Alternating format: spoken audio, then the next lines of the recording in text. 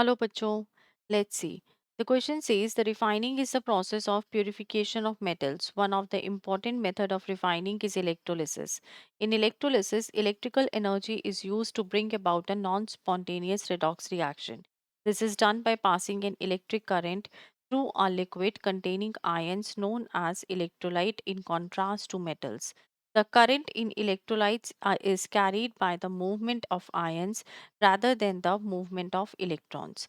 The solid conductors inserted into the liquid are called the electrodes.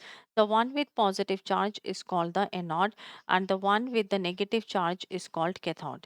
Name the electrolyte used in the refining of copper. अब देखिए बच्चों, यहाँ पे जो की कॉन्सेप्ट हमारा वर्क करेगा इस क्वेश्चन में वो क्या है, हम ये देखते हैं। पहली चीज, जो इलेक्ट्रोलाइट हम यूज करेंगे यहाँ पे, उसके लिए बहुत ज़रूरी हो गया कि it should contain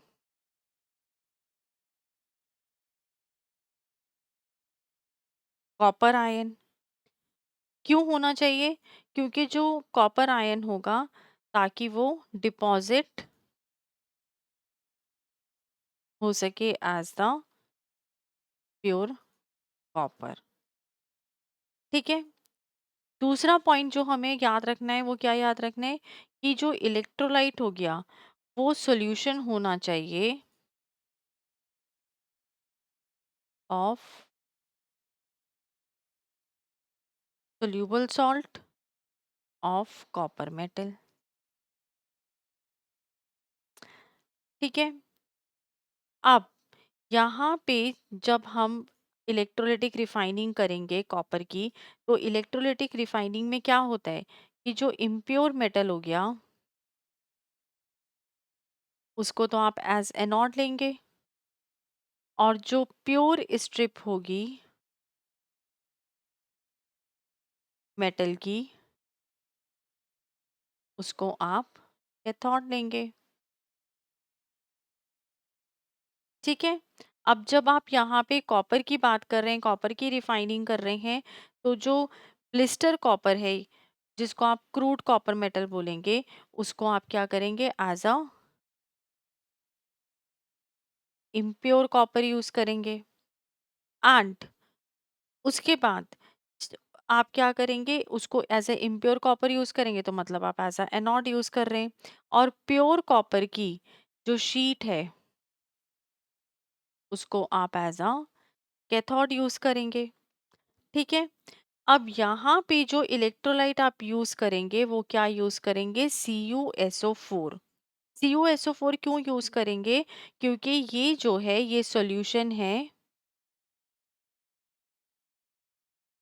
of soluble salt of copper. इसके बाद आप इसको क्या करेंगे, एसिडिफाई करेंगे विथ H2SO4। फिर आप इलेक्ट्रिक करंट पास करेंगे। जब इलेक्ट्रिक करंट पास करेंगे तो जो कॉपर आयंस हैं वो इलेक्ट्रोलाइट से डिपॉजिट होंगे कैथोड पे in the form of pure copper metal. तो अगर मैं रिएक्शन देखूं तो रिएक्शन क्या हो जाएगी, एनोड पे Cu टू प्लस 2 इलेक्ट्रॉन। और कैथोड पे क्या हो जाएगी, कैथोड पे हो जाएगी Cu2 aqueous plus 2 electron gives Cu।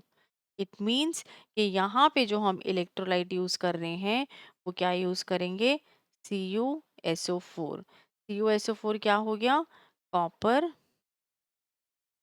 Sulphate. ये आपका इलेक्ट्रोलाइट हो गया।